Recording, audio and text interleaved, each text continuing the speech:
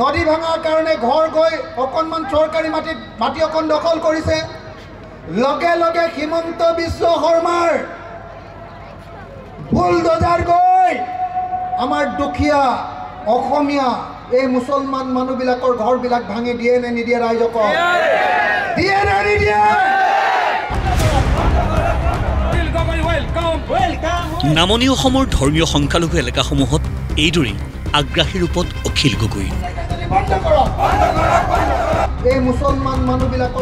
ধুবুৰীৰ গৌৰীপুৰ বিধানসভা সমষ্টিৰ অন্তৰ্গত পিয়াজবাৰীত ৰাইজৰ দলৰ সভা।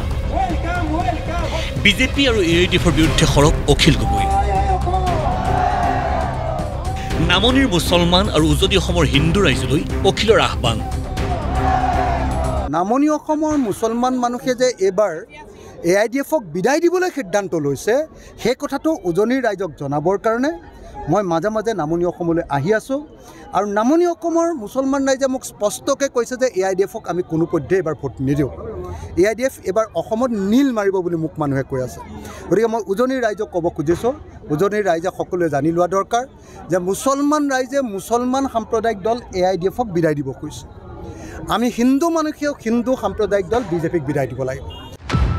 AIDFক বিজেপিৰ বি টিম আখ্যা দি অখিল গগৈয়ে আৰু ক'লে, এইটো এটা প্ৰতিস্থাপিত সত্য যে AIDF বিজেপিৰ বি টিম। এতিয়া AIDFটোক আমি একেবাৰে নামনি অসমৰ মুছলমান ৰাইজৰ পৰা লোকসভা নিৰ্বাচনত মোটামুটি নাইকিয়া কৰি দিলোঁ। বৰাকতো নাইকিয়া কৰি দিলোঁ, নামনি অসমতো নাইকিয়া কৰিলোঁ। যিকণ আছে সেইকণৰো শিপা খান্দিবৰ কাৰণে মই ইয়ালৈ আহি আছোঁ। হিমন্ত বিশ্ব শৰ্মা। অখিল গগৈৰ আক্ৰমণৰ লক্ষ্য ডক্টৰ হিমন্ত বিশ্ব শৰ্মা চৰকাৰ। কৰ্মচাৰীৰ দৰমহা নাই, ঠিকাদাৰৰ বিল আদায় হোৱা নাই। এনে প্ৰেক্ষাপটত মুখ্যমন্ত্ৰীৰ বিদেশ ভ্ৰমণক লৈ অখিল গগৈৰ কটাক্ষ। চাকৰিয়ালক দৰমহা দিব পৰা নাই, ঠিকাদাৰক নিজৰ প্ৰাপ্য টকাখিনি দিব পৰা নাই। জল জীৱন মিছন ধ্বংস হৈ গৈছে।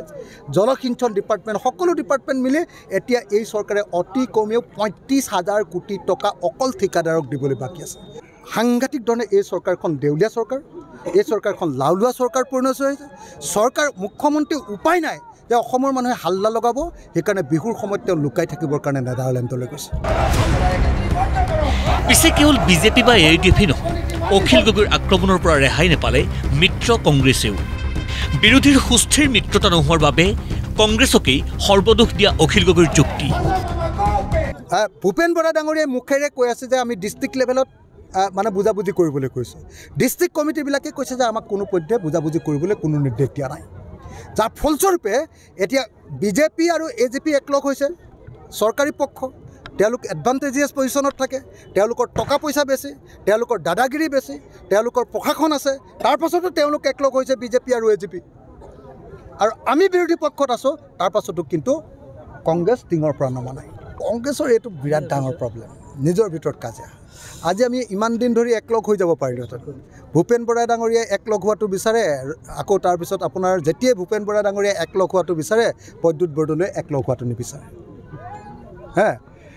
যেতিয়া গৌৰৱ গগৈ কিবা এটা কথা কয় বেলেগ এজনে বেয়া পায়, যেতিয়া ভূপেন বৰাই কিবা এটা কথা কয় আন এজনে বেয়া পায়। এই কাজিয়াখনৰ কাৰণে আচলতে আমাৰ ইউনিটিটো হোৱাগৈ নাই। মুঠৰ ওপৰত ধৰ্মীয় সংখ্যালঘু এলেকাত বাৰুকৈয়ে শিপাইছে অখিল গগৈয়ে। কাৰ ভোট নিজৰ পক্ষলৈ আনিবলৈ সক্ষম হ'ব ৰাইজৰ দল? AIDFৰ সমান্তৰালকৈ কংগ্ৰেছৰ ভোট বেংকতো খহনি আনিব নেকি অখিল গগৈয়ে? অপেক্ষা সময়লৈহে।